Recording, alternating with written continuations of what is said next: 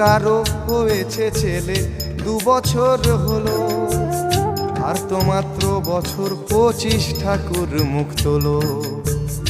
100 বছর বাঁচতে চাই, এখন আমার 60।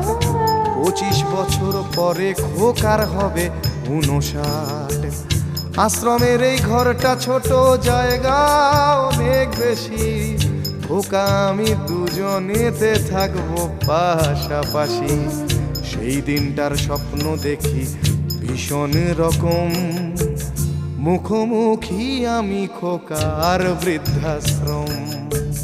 মুখোমুখি আমি খোকার বৃদ্ধাশ্রম।